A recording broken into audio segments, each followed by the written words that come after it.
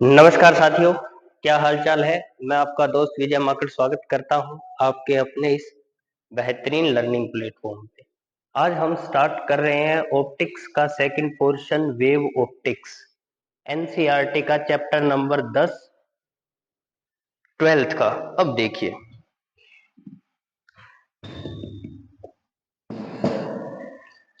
तो लाइट के बारे में अलग अलग साइंटिस्ट ने लाइट के नेचर के बारे में अलग अलग बात कही। सबसे पहले आए न्यूटन, लगभग 1650 ईस्वी के अंदर। उन्होंने क्या कहा कि लाइट पार्टिकल है, कोई भी लाइट सोर्स है उससे छोटे छोटे पार्टिकल लगातार इमिट होते रहते हैं।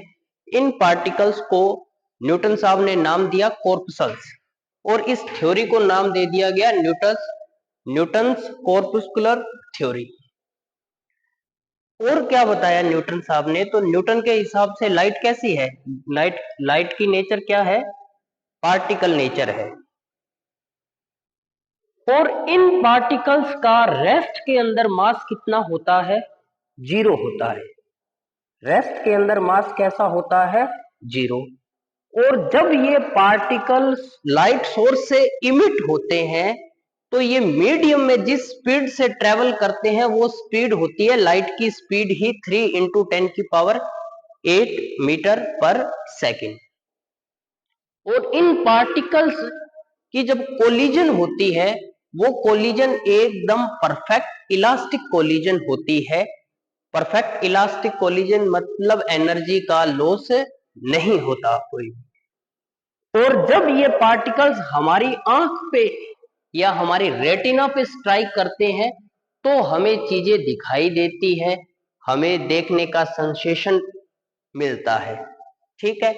फिर न्यूटन साहब से कहा कि किसी ने कि ये अलग अलग कलर क्यों है लाइट के, तो न्यूटन साहब ने इसका कारण बताया कि ये जो पार्टिकल्स हैं छोटे छोटे, इनका साइज अलग अलग होने के कारण लाइट का कलर क्या होता है, अलग अलग होता है। ये न्यूटन साहब की थ्योरी के कुछ खास पॉइंट थे। इन पॉइंट्स को मैंने एक जगह लिखा हुआ है ताकि टाइम कम लगे, आप इजीली नोट कर सको। ठीक है।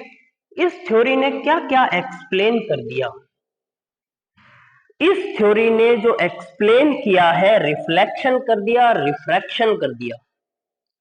लाइट स्ट्रेट लाइन में ट्रेवल करती है, रेक्टिलिनियर मोशन को एक्सप्लेन किया। और सबसे खास बात कि लाइट के पास एनर्जी होती है, ये बात बताने वाला पहला शख्स कौन है, न्यूटन है। तो न्यूटन ने बताया कि लाइट कंसिस्ट्स एनर्जी। और ये थ्योरी क्या एक्सप्लेन नहीं कर पाई, अब ये पार्टिकल नेचर बताता है तो वेव वाली सारी प्रॉपर्टीज, इंटरफेरेंस, पोलराइजेशन, डिफ्रैक्शन, ये कोई भी फिनोमिना न्यूटन की थ्योरी एक्सप्लेन नहीं कर पाई। ठीक है। हिंदी में कहूं तो इसे बोलते हैं न्यूटन का कणिकावाद सिद्धांत। ठीक है। बाकी ऑलमोस्ट मैंने सारा हिंदी में ही एक्सप्लेन किया है। ठीक है। अपवर्तन, परावर्तन और प्रकाश की सरल रेखीय गति और प्रकाश के पास ऊर्जा होती है, ये चीज ये थ्योरी बता पाई। और क्या नहीं बता पाई, प्रकाश का व्यतिकरण, विवर्तन और ध्रुवण, इस चीज को ये एक्सप्लेन नहीं कर पाई, फोटो इलेक्ट्रिक इफेक्ट को एक्सप्लेन नहीं कर पाई। एक बात और थी जो ये थ्योरी एक्सप्लेन नहीं कर पाई, वो थी लोगों ने पूछा कि अगर किसी सोर्स से लगातार पार्टिकल्स इमिट होंगे तो धीरे धीरे धीरे धीरे उस सोर्स का साइज छोटा होता जाना चाहिए और लास्ट में वो गायब हो जाना चाहिए। अगर मैं सिंपल कहूं, एक पहाड़ है, बाजरी के सीड्स, बाजरी के दानों का एक पहाड़ है। डेली आप एक दाना उठा लो, कोई फर्क नहीं पड़ेगा। पर आप हजारों सालों तक एक एक दाना उठाते रहोगे तो वो पहाड़ कभी ना कभी तो गायब होगा ही होगा। सेम कहानी, अगर सन है, सन से भी लाइट इमिट हो रही है, मतलब किसकी फॉर्म में हो रही है, छोटे छोटे पार्टिकल्स के रूप में इमिट हो रही है।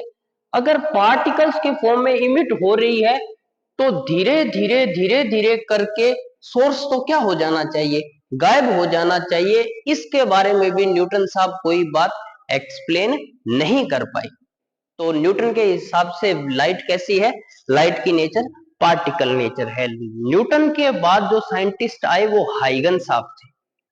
हाइगन साहब ने क्या थ्योरी दी, ये आप इसका स्क्रीनशॉट लेना चाहो तो ले लीजिए। हाइगन थ्योरी देखिए,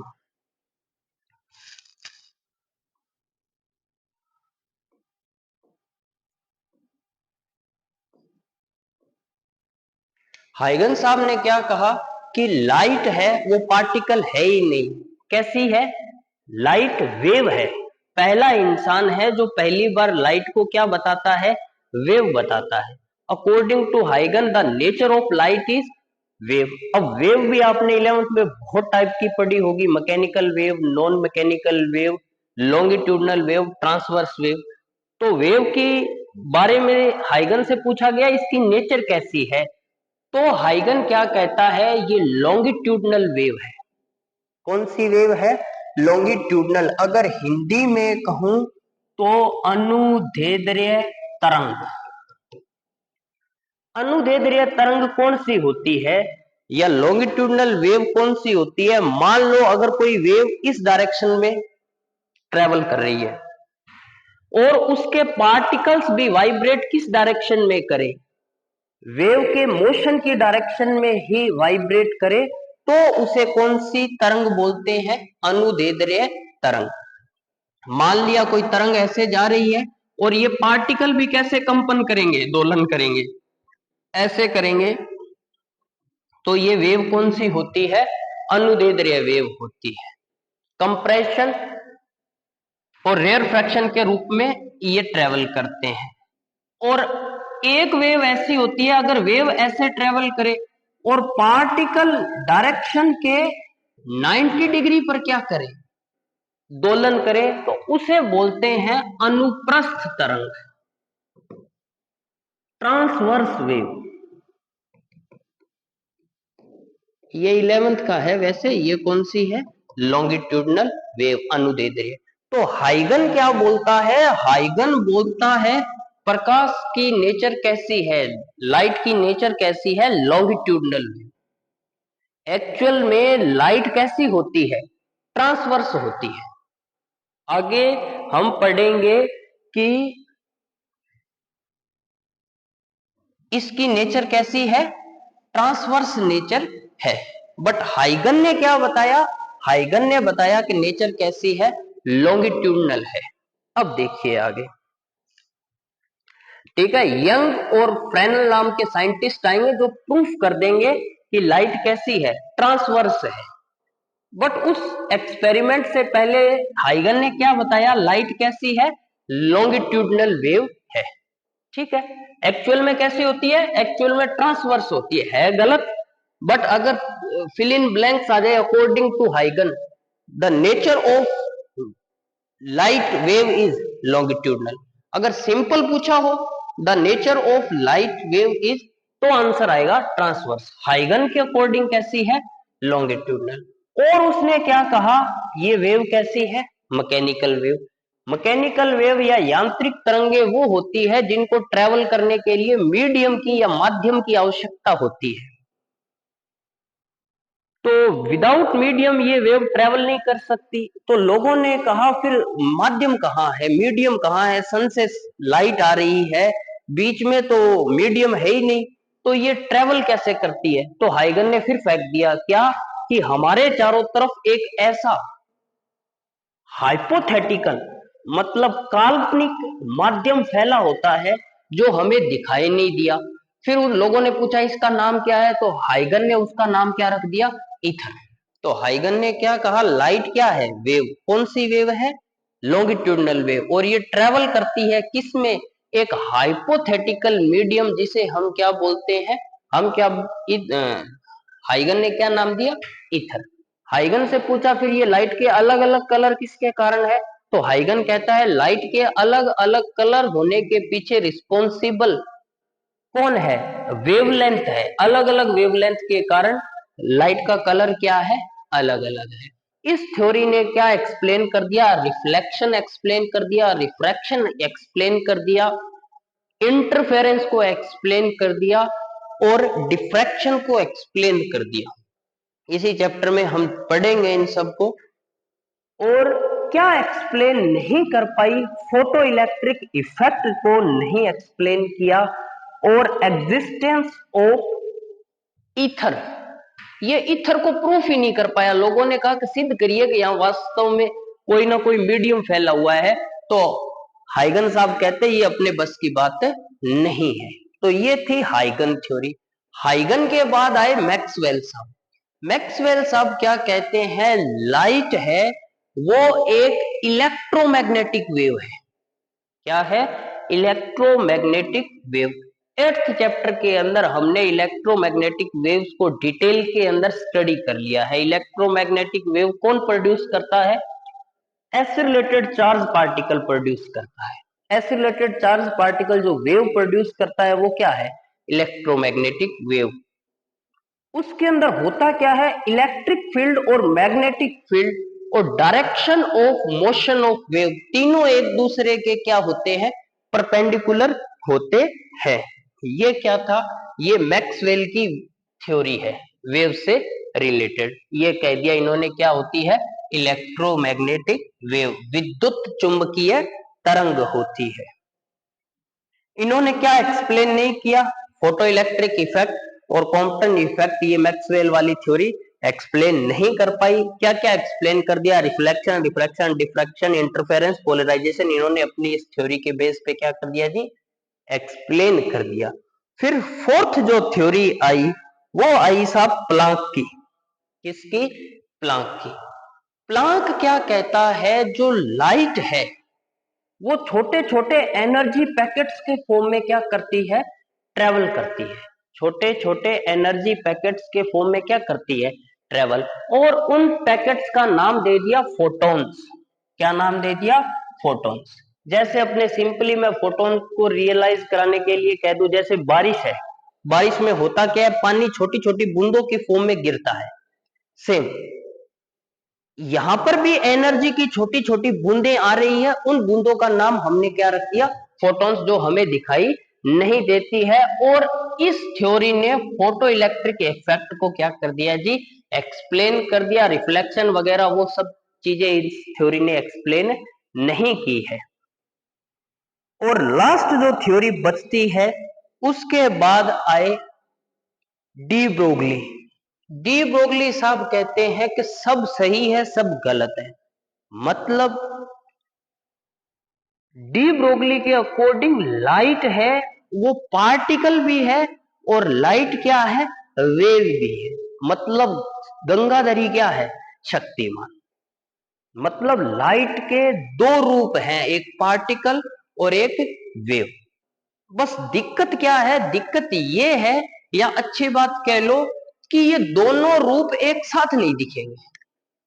अगर लाइट पार्टिकल की तरह बिहेव करती है तो सारी प्रॉपर्टीज पार्टिकल वाली लगेगी, उस पे कोई भी वेव की फॉर्मूला या कोई थ्योरी काम नहीं करेगी। सारी की सारी पार्टिकल वाली थ्योरी काम करेगी। और अगर लाइट वेव के हिसाब से काम कर रही है तो वो उसका बिहेवियर वेव के जैसा होगा, पार्टिकल के जैसा नहीं होगा। एक साथ दोनों बिहेवियर नहीं कर सकती। अगर पार्टिकल की तरह बिहेव कर रही है तो पार्टिकल की तरह करेगी, अगर वेव की तरह बिहेव कर रही है तो वेव की तरह करेगी। और यहीं से हमने लाइट को दो कैटेगरी में डाल दिया। कौन सी कौन सी? एक तो पार्टिकल और एक कौन सी? Wave nature. पार्टिकल नेचर हम जिसमें पढ़ते हैं वो है रे ऑप्टिक्स, और जो वेव नेचर पढ़ते हैं उसको हम कहते हैं वेव ऑप्टिक्स। तो यहीं से तो हमने, ये हमारा 9th चैप्टर था जिसको हमने कंप्लीट कर लिया। ये हमारे 10th चैप्टर का इंट्रोडक्शन है कि अब हम कौन सी नेचर पढ़ेंगे? Wave nature. तो पार्टिकल नेचर को भूल जाएंगे, अब लाइट को हम क्या समझेंगे? वेव मान के इसकी स्टडी करेंगे। पार्टिकल या रे मानकर हमने ऑलरेडी इसकी स्टडी कर ली है। तो अब देखिए, तो उम्मीद करता हूं आपको नेचर से, लाइट के नेचर को एक्सप्लेन करने वाली थ्योरी सब समझ आई होगी। आप लिखना चाहो या स्क्रीनशॉट लेना चाहो तो ये आपके सामने है, मैं वापस कर देता हूं स्क्रीनशॉट के लिए। ये फिफ्थ, ये प्लांक थ्योरी, ये मैक्सवेल थ्योरी, ये हाइगन थ्योरी,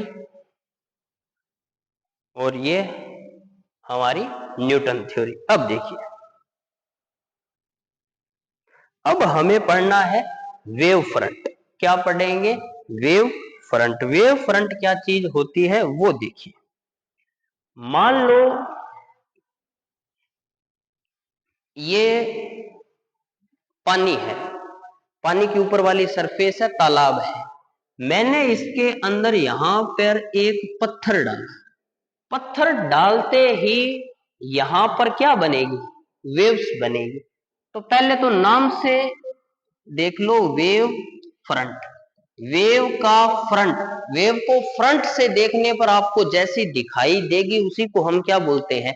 वेव फ्रंट। हिंदी में इसको बोलते हैं तरंग गागर। क्या बोलते हैं जी? तरंग गागर। अब जैसे ही मैंने पत्थर फेंका तो यहां पर वेव्स बननी शुरू हो जाएगी, ऐसे ट्रेवल करेगी। ठीक है। और ये वेव्स अगर आप ऊपर से देखोगे तो ऐसे प्लेन दिखेगा, ये सब तरफ जाएगी। यहां भी ऐसे वेव्स जाएगी, यहां भी ऐसे वेव्स जाएगी। ठीक है, ये देखो ऐसे वेव। अब ये ऊपर वाला पॉइंट क्या होता है? क्रस्ट, श्रृंग। और नीचे वाला पॉइंट क्या होता है? गर्त।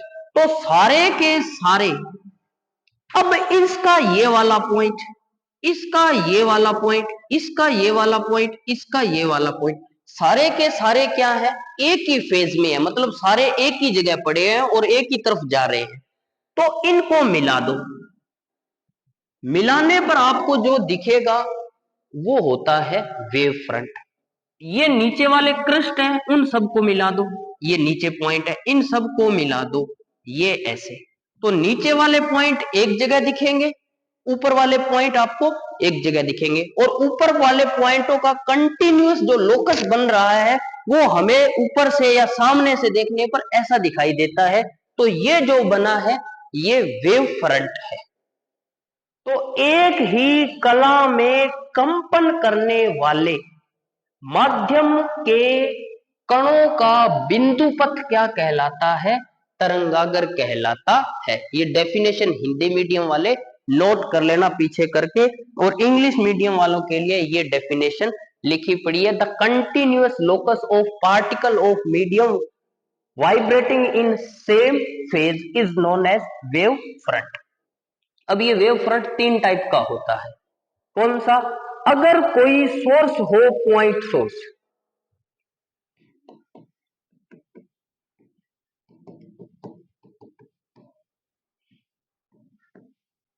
तरंगागर के प्रकार।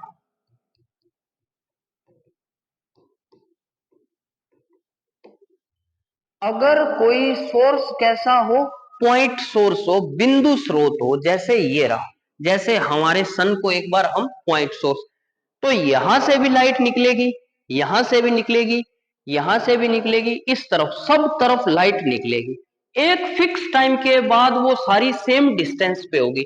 अब उन सबको मिला दो, जो आपको मिलेगा वो कौन सा वेव फ्रंट होगा? स्फेरिकल वेव फ्रंट होगा। तो यहां से एक रह गई ऐसे, एक रह गई ऐसे, एक रह गई ऐसे, ऐसे। ठीक है। ये टी टाइम बाद कहां पहुंच गए? ये यहां पहुंच गए। ये वाला पॉइंट यहां, ये यहां, ये यहां, ये यहां, ये यहां। अब सब पॉइंट को मिलाया तो आपको ये स्फीयर दिखेगा। ये तो टू डायग्राम 2D है तो इसलिए आपको सर्किल अपीयर हो रहा है। इसको 3D कंसीडर करो। ये लाइट सोर्स है तो लाइट तो सब तरफ जाएगी ना, और एक पर्टिकुलर टाइम के बाद सबका पॉइंट को मिलाओ, तो मिलाओगे तो आपको एक फुटबॉल की तरह मिलेगा। तो ये कौन सा वेव फ्रंट है? स्फेरिकल वेव फ्रंट है। तो सिंपल कह सकते हैं wave front of A point source is known as called spherical wave front। क्या बोलते हैं इसको? Spherical wave front. हिंदी में कहूं तो गोलीय तरंगागर, गोलीय तरंगागर। बिंदु स्रोत से बनने वाले तरंगागर को हम क्या बोलते हैं? गोलीय तरंगागर बोलते हैं। अब देखिए आगे, अगर स्रोत कैसा हो? लीनियर हो, रेखीय स्रोत हो। कौन सा स्रोत हो? रेखीय स्रोत। तो दूसरा टाइप है बेलनाकार तरंगागर, या अंग्रेजी में कहूं तो सिलेंड्रिकल वेव फ्रंट। अगर स्रोत कैसा हो? स्रोत हो लीनियर, रेखीय, जैसे ये है, ठीक है। अब होगा क्या? जैसे पुराने टाइम में हमारे पास ट्यूबलाइट हुआ करती थी घरों में। आजकल जो ट्यूबलाइट है वो एलईडी है, उसके अंदर एलईडी बल्ब लगे हुए हैं। पुराने ट्यूबलाइट ऐसी हुआ करती थी, इस टाइप का डंडा होता था, ठीक है ना, जिसमें गैस भरी रहती थी और फोड़ने पर ऐसे आवाज आती थी। ये वाला साइड में ये ऐसे होल्ड लगी, ऐसे लगी रहती थी, इस टाइप की ट्यूबलाइट हुआ करती थी, ठीक है ना। ये रेखीय स्रोत है। अब वो ट्यूबलाइट है, यहां तो ये निकलेगी नहीं, लाइट निकलेगी नहीं, क्योंकि यहाँ पे तो वो कनेक्टेड रहती है। यहां से लाइट ऐसे, यहां से ऐसे, ऐसे ऐसे ऐसे ऐसे। तो टी टाइम या पर्टिकुलर टाइम के बाद वो एक फिक्स डिस्टेंस पे पहुंचेगी। उन सबको मिलाओ तो हमारे को क्या मिलेगा? हमारे को एक सिलेंडर मिलेगा। इस वेव फ्रंट को हम क्या बोलेंगे? सिलेंड्रिकल वेव फ्रंट बोलेंगे, ऐसे मिलेगा। तो ये वेव फ्रंट कौन सा मिल गया हमें? Cylindrical wave front. ये लाइट कैसे ट्रेवल करेगी? इस तरीके से सब तरफ ट्रेवल कर रही है। तो ये वेव फ्रंट हमें कैसा मिला है जी? सिलेंड्रिकल या बेलनाकार वेव फ्रंट। तो गोलीय, गोलीय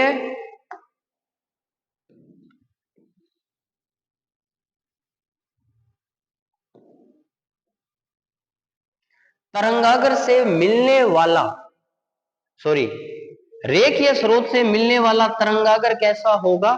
बेलनाकार तरंगागर होगा। दस wave front obtained from linear source is known as cylindrical wave front। ये लीनियर सोर्स है, ये वेव फ्रंट हमें जो मिल रहा है ये कौन सा है जी? ये वेव फ्रंट है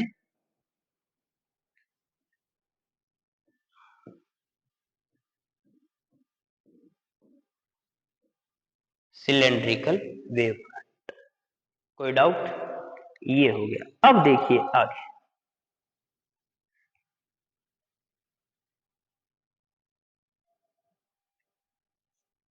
तीसरा वेव फ्रंट होता है, वो होता है प्लेन वेव फ्रंट। प्लेन का मतलब क्या होता है? समतल। क्या मतलब होता है? समतल, एकदम समतल। अब ये जो गोलीय तरंगागर है, ये सोर्स है बिंदु स्रोत। आप इससे दूर होते जाओ, ये ऐसे बनेगा एक सर्किल, और दूर चलते जाओ ऐसे, और दूर चलते जाओ ऐसे। तो यहां देखो, इसका छोटा सा पार्ट हमें एकदम प्लेन मिलेगा। ये प्लेन बनता है, इसे हम क्या बोलते हैं? Plane wave front. जैसे सिंपली बात करें, हमारी अर्थ है, एक स्फीयर ही तो है, बट अब हमें एकदम क्या दिख रही है? फ्लैट दिख रही है, एकदम समतल दिख रही है। तो ये जो हिस्सा है इसको हम क्या बोलेंगे? Plane wave front. तो सीधी सी बात करनी है, अगर सोर्स चाहे वो लीनियर हो चाहे स्फेरिकल हो, लीनियर के अंदर भी ऐसे है, आप दूर जाते जाओगे तो इसका छोटा सा हिस्सा आपको क्या मिलेगा? प्लेन मिलेगा। अगर सोर्स चाहे लीनियर हो चाहे कैसा हो, पॉइंट सोर्स हो, चाहे रेखीय स्रोत हो चाहे बिंदु स्रोत हो, अगर दूर हो तो बनने वाला तरंगागर कैसा होता है जी? प्लेन तरंगागर होता है। क्या डेफिनेशन लिखोगे जी इसकी? आप डेफिनेशन लिखोगे, इफ पॉइंट सोर्स और linear source is far then we get plane wave front. दूर रखे बिंदु स्रोत या रेखीय स्रोत से बनने वाला तरंगागर क्या कहलाता है? समतल तरंगागर कहलाता है। समतल तरंगागर कहलाता है। एक बात ध्यान रखना, तरंगागर से रिलेटेड बड़े काम की चीज है।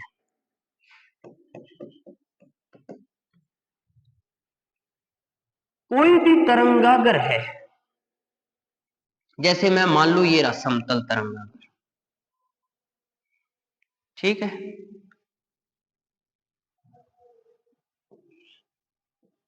ये समतल तरंगागर है, ठीक है, ये हमारा गोलीय तरंगागर है और ये हमारा जी बेलनाकार तरंगागर है। इनके आप परपेंडिकुलर लाइन खींचो, ये इसके लंबवत लाइन खींचते हैं। इनके जो लंबवत लाइन परपेंडिकुलर लाइन खींची जाती है उनको बोलते हैं रे। क्या बोलते हैं? Ray of light. A perpendicular line drawn to the wave front is known as ray. यहां से भी सेंटर से सर्किल पे जो भी लाइन जाती है वो हमेशा कितने डिग्री पे बनाती है? 90 डिग्री। तो ये भी क्या है? रे। ये भी क्या है जी? रे। तो वेव फ्रंट के रे हमेशा 90 डिग्री पर होगी, हमेशा ध्यान रखना। अगर कोई रेज ऐसे है, आपको कह दे वेव फ्रंट बनाओ, तो वेव फ्रंट बनाना है तो वेव फ्रंट रे के हमेशा परपेंडिकुलर होता है। रे वेव फ्रंट के परपेंडिकुलर, तो वेव फ्रंट भी क्या होगा? रे के परपेंडिकुलर। तो ये रेज है, वेव फ्रंट बनाना है इसके परपेंडिकुलर, इसके परपेंडिकुलर, इसके परपेंडिकुलर बना दो, ये वेव फ्रंट बन गया। तो कैसा वेव फ्रंट बना? Plane wave front. तो पैरेलल रेज कैसा वेव फ्रंट बनाएगी? प्लेन वेव फ्रंट बनाएगी। अब रेज किसी ने ऐसे दे दी, पॉइंट सोर्स से रेज ऐसे निकलेगी, ऐसे। आपको कह दिया कि वेव फ्रंट बनाओ, तो वेव फ्रंट परपेंडिकुलर होता है, ये परपेंडिकुलर, इसके परपेंडिकुलर ये, इसके ये, इसके ये, इसके ये परपेंडिकुलर, इसके ये मिला दो। वेव फ्रंट कैसा बनने वाला है? स्फेरिकल। तो वेव फ्रंट बनता कैसे है? थोड़ा आइडिया आया आपको? तो वेव फ्रंट के परपेंडिकुलर जो लाइन होती है उसको हम क्या बोलते हैं जी? रे बोलते हैं। पहली बात तो ये ध्यान रखनी है कि रे क्या चीज है। और वेव फ्रंट किस डायरेक्शन में ट्रेवल करेगा? वेव फ्रंट हमेशा जिस डायरेक्शन के अंदर लाइट ट्रेवल कर रही है उसी डायरेक्शन में ट्रेवल करेगा। मतलब अब हम लाइट को रे से ना डिनोट करके वेव फ्रंट से डिनोट करेंगे, क्योंकि हम वेव पढ़ रहे हैं। दूसरी बात देखो, एक वेव फ्रंट से दूसरे वेव फ्रंट तक जाने का टाइम हमेशा इक्वल होता है। मान लो जैसे ये वेव फ्रंट है, ऐसे,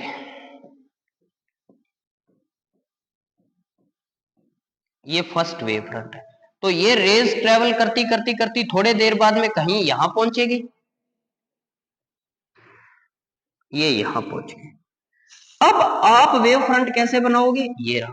तो ये वेव फ्रंट पहले यहां था, अब ये कहां पहुंच गया? यहां पर।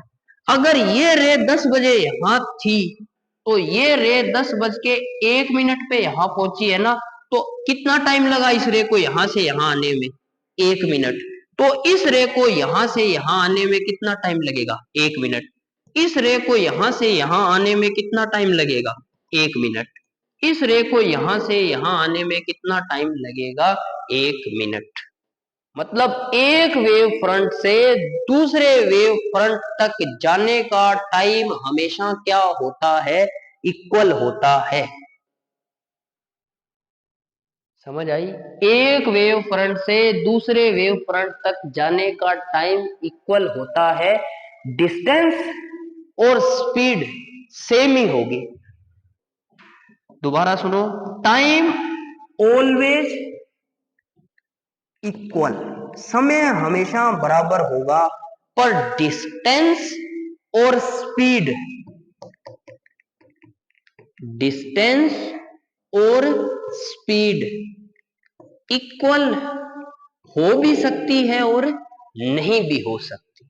दोबारा सुन लो, बार बार सुन लो, एक वेव फ्रंट से दूसरे वेव फ्रंट तक जाने में टाइम हमेशा इक्वल लगता है। एक वेव फ्रंट से दूसरे वेव फ्रंट तक जाने में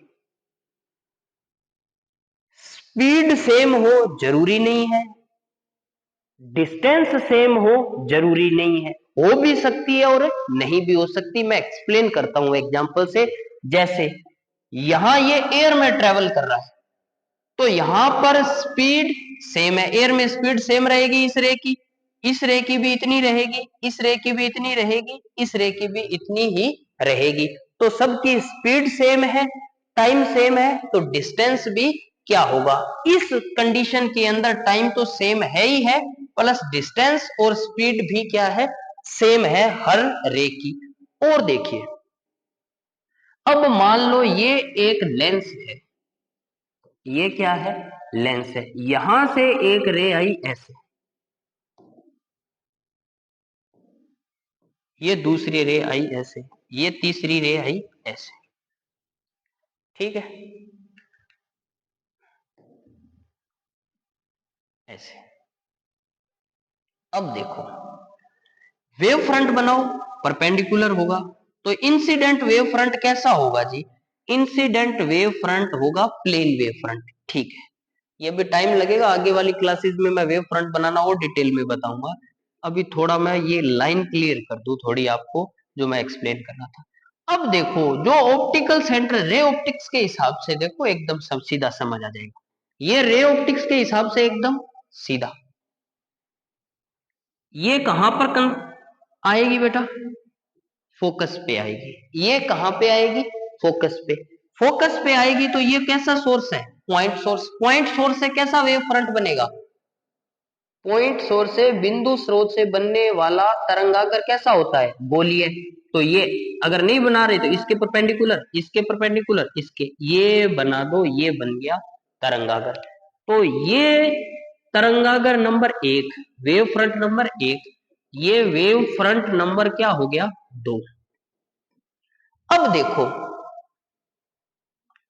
इसको भी टी टाइम लगेगा एक वेव फ्रंट से दूसरे वेव फ्रंट तक जाने में, इसको भी टी टाइम लगेगा, इसको भी कितना टाइम लगेगा, टी, या कह लू T1 T2 T3, मतलब T1 T2 T3 हमेशा क्या है, बराबर, टाइम बराबर होंगे। ऊपर वाले केस में भी यही था। अब देखो, एक चीज बताओ, यहां मीडियम डिस्टेंस सेम है क्या, ये S1, ये S2, ये S3, क्या S1 S2 S3 बराबर है क्या, नहीं है।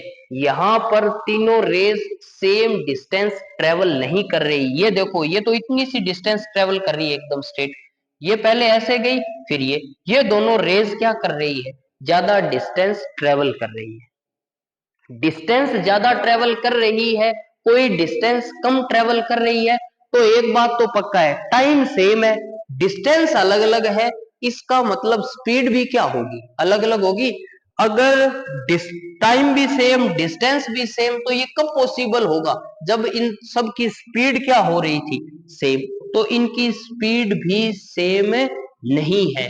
तो इसको और समझाने के लिए, ये है एयर, ये है मान लिया हमारा लेंस बना हुआ है ग्लास का, तो ये कौन सा मीडियम हो गया, डेंसर, ये कौन सा मीडियम हो गया, रेयरर मीडियम। तो डेंसर मीडियम के अंदर लाइट की स्पीड क्या होती है, कम, और रेयरर मीडियम में लाइट की स्पीड क्या होती है, ज्यादा।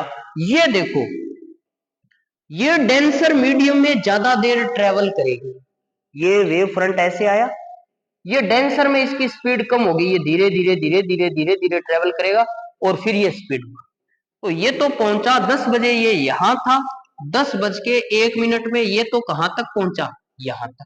दूसरी रे देखो ये ऐसे चली, इसके अंदर एंट्री ली, पर यहां पर इसके कंपेयर में थिकनेस कम है तो कम स्पीड से कम देर चलेगी, फिर ये ज्यादा, तो इसने ज्यादा ट्रेवल कर दी, तो ये थोड़ा आगे, ये उससे कम, ये उससे कम, ये सबसे कम, ये ऐसे ऐसे, फिर इन सबको मिलाया तो जो हमें मिला उसी को हमने क्या बोला है, वेव फ्रंट बोला है। तो एक वेव फ्रंट से दूसरे वेव फ्रंट तक जाने का टाइम हमेशा बराबर रहेगा। एक वेव फ्रंट से दूसरे वेव फ्रंट तक जाने में स्पीड बराबर हो भी सकती है, नहीं भी हो सकती, डिस्टेंस बराबर हो भी सकती है, नहीं भी हो सकती। तो इस केस के अंदर क्या था बेटा, इस केस के अंदर टाइम भी सेम है, वो तो होगा ही होगा, स्पीड भी सेम है और डिस्टेंस भी सेम है, बट इस केस के अंदर टाइम सेम है, स्पीड और डिस्टेंस अलग अलग है। उम्मीद करता हूं आपको वेव फ्रंट की ये बात समझ आई होगी। ठीक है, अब चलते हैं नेक्स्ट।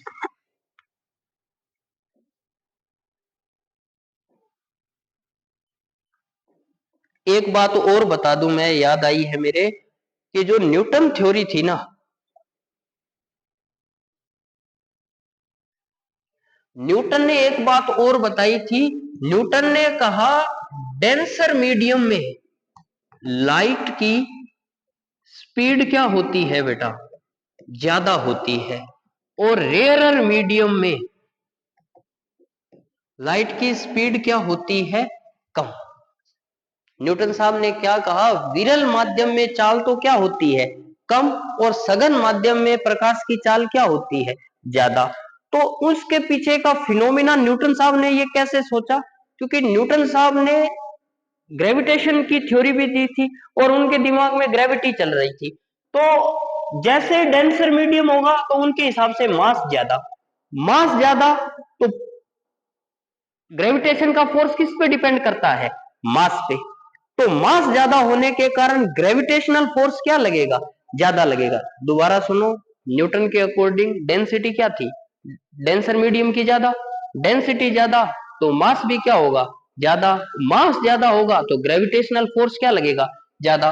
तो इस कारण उन्होंने क्या कहा, डेंसर मीडियम में लाइट की स्पीड क्या होती है, ज्यादा होती है, और रेयरर मीडियम में लाइट की स्पीड क्या होती है, कम होती है। और इसके पीछे रिस्पॉन्सिबल किसको माना उन्होंने, उन्होंने ग्रेविटेशनल फोर्स को माना, जो बाद में चल के गलत साबित हुआ, क्योंकि लाइट की स्पीड रेयरर मीडियम में क्या होती है, ज्यादा होती है, डेंसर मीडियम में लाइट की स्पीड क्या होती है जी, कम होती है। ये बात न्यूटन वाली थ्योरी में आप एक बार और ऐड कर लेना, बाकी इतना इंपॉर्टेंट नहीं है। हाँ, वेव फ्रंट की डेफिनेशन बहुत इंपॉर्टेंट है, रट्टा लगा लेना, एग्जाम में आती रहती है, इस बार भी आने की प्रोबेबिलिटी है कि वेव फ्रंट की डेफिनेशन क्या है। दूसरा, ये यहां से ऑब्जेक्टिव पूछ सकता है कि पॉइंट सोर्स से बनने वाला वेव फ्रंट कैसा होगा, स्फेरिकल। लीनियर सोर्स से बनने वाला वेव फ्रंट कैसा होगा, सिलेंड्रिकल। अगर पॉइंट सोर्स और लीनियर सोर्स डिस्टेंस पे है तो बनने वाला वेव फ्रंट कैसा होगा जी, तो बनने वाला वेव फ्रंट होगा प्लेन वेव फ्रंट। दो वेव फ्रंट के बीच की डिस्टेंस क्या होती है, सेम हो भी सकती है और नहीं भी हो सकती। स्पीड के मामले में भी यही बात है, स्पीड एक वेव फ्रंट से दूसरे वेव फ्रंट तक सेम हो भी सकती है और नहीं भी, बट टाइम ऑलवेज क्या रहेगा, इक्वल रहने वाला है। ये हमने वेव फ्रंट के बारे में स्टडी की। अब हम बात करते हैं हाइगन के प्रिंसिपल की, सेकेंडरी वेवलेट्स की। Huygens principle of secondary wavelets. पहला पॉइंट क्या है, वेव फ्रंट के हर पॉइंट को, पॉइंट क्या करता है, एक न्यू सोर्स की तरह बिहेव करता है। मैं एक्सप्लेन करूं आपको डिटेल में। Each point on wave front behaves like a fresh source, ठीक है ना। उस सोर्स को हम बोलते हैं सेकेंडरी सोर्स, और उससे निकलने वाले वेवलेट्स को बोलते हैं सेकेंडरी वेवलेट्स। ये देखिए जी, मैं इस चीज को आपको एक्सप्लेन करता हूं, ये क्या चीज लिखी हुई है, ये आप नोट कर लेना। अगर मैं कहूं हाइगन प्रिंसिपल क्या बताता है, तो हाइगन प्रिंसिपल हमें बताता है कि ये वेव फ्रंट किसी मीडियम के अंदर कैसे ट्रेवल करता है। तो इसके ट्रैवलिंग या प्रोपगेशन की क्या बताता है, एक्सप्लेनेशन करता है कि तरंगागर एक माध्यम में कैसे गति करता है। दूसरी चीज देखो, एवरी पॉइंट, तरंगागर के का प्रत्येक बिंदु एक नवीन प्रकाश स्रोत की तरह काम करता है। ये चीज देखो, ये मान लो आपका घर है, समझ आई? ये दो कमरे हैं, पीछे कमरे हैं, ये इसकी खिड़की, ये इस कमरे की खिड़की, ये इस कमरे की विंडो है। ये यहां से सन है, तो सन से लाइट ऐसे ट्रेवल करेगी वेव फ्रंट के। सन क्या है? Point source. पॉइंट सोर्स का मतलब ये नहीं होता कि उसका साइज पॉइंट के जैसा हो। पॉइंट सोर्स का मतलब है सन भी हमारे लिए पॉइंट सोर्स है। आप कहोगे सर वो पॉइंट कैसे, वो तो बहुत बड़ा है, अर्थ से बहुत ज्यादा दूर है, तो हमें तो कैसा, अगर दो सोर्स के बीच में डिस्टेंस बहुत ज्यादा हो तो उनको हम, या दो ऑब्जेक्ट्स के बीच डिस्टेंस बहुत ज्यादा हो तो हम उनको पॉइंट ऑब्जेक्ट बोल सकते हैं। अर्थ और सन के बीच डिस्टेंस 15 करोड़ किलोमीटर दूर है, तो हम उनको, सन को क्या बोल सकते हैं? Point source. तो पॉइंट सोर्स से कैसा वेव फ्रंट बनेगा? Spherical wave front. ये आ गया यहां पर। तो ये जो बन रहे हैं ये वेव फ्रंट बन रहे हैं, और इनको हम क्या बोल देते हैं? वेवलेट्स। क्या बोल देते हैं? वेवलेट्स। अब आप यहां पढ़ रहे हो, तो आपके लिए लाइट का सोर्स कौन है? ये खिड़की है। लाइट का सोर्स, मान लो कोई बिजली फिटिंग नहीं है, लाइट है ही नहीं, नेचुरल लाइट की बात करते हैं, तो आपके लिए लाइट का सोर्स कौन है? ये विंडो है। आपको, अगर आपको रूम में अंधेरा करना है, आप सूरज को थोड़ी बंद करोगे, उसके आगे थोड़ी पर्दा लगाओगे। आपको अंधेरा करना है तो आप इस खिड़की को बंद करके पर्दा लगाओगे। क्यों? क्योंकि लाइट का सोर्स आपके रूम में क्या है? ये है। अगर अंधेरा करना है तो आप इसको कवर करोगे, और रोशनी करना है तो इसको ही आप क्या करोगे? ओपन करोगे। तो आपके लिए लाइट का सोर्स कहाँ है? ये रहा। और ये कहाँ पड़ा है? इस वेव फ्रंट के ऊपर पड़ा है। तो इस वेव फ्रंट का ये पॉइंट क्या कर रहा है? आपके लिए एक सोर्स का काम कर रहा है। तो हम इसको क्या बोलेंगे? सेकेंडरी सोर्स बोलेंगे। क्या बोलेंगे? Secondary source. और यहां जो वेवलेट ऐसे बन रही है, इसको हम बोलेंगे सेकेंडरी वेवलेट्स। सेम कहानी यहाँ पे, इस पॉइंट पे भी ये खिड़की है तो ये आपके लिए सोर्स का काम कर रहा है, यहाँ पर भी ये खिड़की है, ये भी लाइट के सोर्स का काम कर रही है। तो हर बिंदु क्या करता है? एक फ्रेश सोर्स की तरह काम करता है। ये पॉइंट है, इससे वेव फ्रंट ऐसे जाएगा। क्या सर पीछे क्यों नहीं जा रहा? हाइगन साहब कहते हैं कि पीछे की तरफ इसकी वेलोसिटी क्या होती है? जीरो। फॉरवर्ड डायरेक्शन में इसकी वेलोसिटी इंटेंसिटी क्या होती है? मैक्सिमम। ये आगे की तरफ ऐसे बढ़ेगा। और रे कैसे बनेगी? इनके परपेंडिकुलर बना दिया। अब देखो ये, तो ये वेव फ्रंट है, इसका हर सोर्स किसकी तरह काम करेगा बेटा? इसका हर पॉइंट किसकी तरह काम करेगा? न्यू सोर्स की तरह काम करेगा। तो ये पॉइंट एक न्यू सोर्स की तरह, यहां से रे ऐसे गई, ये ऐसे इसके वेव फ्रंट, यहां से रेज ऐसे गई। मैं रेज नाम इसलिए ले रहा हूं ताकि आप थोड़ा चीजें अच्छे से समझ सको। और ये वेव फ्रंट कैसा बनेगा? ऐसे, यहां से फिर ऐसे, ये वेव फ्रंट ऐसे। इनका सबका कॉमन टेंजेंट ले लो। इनका कॉमन टेंजेंट ये ले लिया, ये कॉमन टेंजेंट, ये कॉमन टेंजेंट है, इसको हम बोलेंगे सेकेंडरी वेव फ्रंट। इसको क्या बोलेंगे? Primary wave front. इसको क्या बोलेंगे? Primary wavelets. इसको क्या बोलेंगे? Secondary wavelets. तो ये हाइगन ने बताया कि कैसे ये ट्रेवल करता है। ये एक फर्स्ट इसका अजम्पशन था। तीन बातें हैं, एक ये रही, every point on wave front acts a point source known as secondary wave source and generate secondary wavelets। मतलब तरंगागर का प्रत्येक बिंदु नवीन प्रकाश स्रोत की तरह कार्य करता है। अब देखिए एक और, common tangent forward direction gives secondary wave front. ठीक है, ये मैंने आपको बता दिया, एक्सप्लेन कर दिया। मैक्सिमम किस डायरेक्शन में है? फॉरवर्ड। जीरो क्या है? बैकवर्ड डायरेक्शन में। ये मैंने आपको एक्सप्लेन कर दिया है। अब अगर मैं आप सिंपल सा एक आड़ू दिमाग से बताऊं, ये एक पानी की टंकी है, आपने इसमें ये पानी भरा हुआ है, ठीक है, आपने यहां टैप किया, टैप किया तो यहां पर क्या बनेगी? वेव बनेगी और ये प्राइमरी वेव है और ये जो सोर्स है ये प्राइमरी सोर्स है। आपने क्या किया, अब इसको दो पार्ट में बांट दिया। ये पानी भरा हुआ है तो अब यहां से आप टैप करोगे तो यहां वेव बनेगी क्या, इधर वेव बनेगी क्या, नहीं बनेगी। तीसरे केस में आपने क्या किया, ये जो पार्टीशन था बेटा, यहां टैप किया, ऐसे वेव बनी, इसमें एक छोटा सा होल कर दिया। क्या कर दिया जी, होल कर दिया। ये लो, ये होल कर दिया, ये यहाँ पे। अब इस पार्टीशन में भी क्या बनेगी जी, वेव बनेगी। इस पार्टीशन में भी क्या बनेगी, वेव बनेगी। तो ये जो आपने टैप करके स्रोत बनाया ये होगा प्राइमरी सोर्स। ये क्या हो जाएगी, प्राइमरी वेवलेट। ये क्या हो जाएगा, ये हो जाएगा सेकेंडरी सोर्स। और ये क्या हो जाएगी बेटा, सेकेंडरी वेवलेट। यहां और पानी कर दो, ये थर्ड सोर्स या टर्सरी सोर्स और टर्सरी वेवलेट्स, और ये इस तरीके से चलता जाएगा। तो ये वेव फ्रंट के बारे में था और हमारे वेव चैप्टर का इंट्रोडक्शन था। नेक्स्ट क्लास के अंदर हम हाइगन ने रिफ्लेक्शन कैसे किया वेव का, रिफ्रैक्शन कैसे किया, वो प्रूफ करेंगे। बड़ा इंपॉर्टेंट टॉपिक है। उम्मीद करता हूं आपको आज एक्सप्लेन किया वो समझ आया। जय हिंद, जय भारत।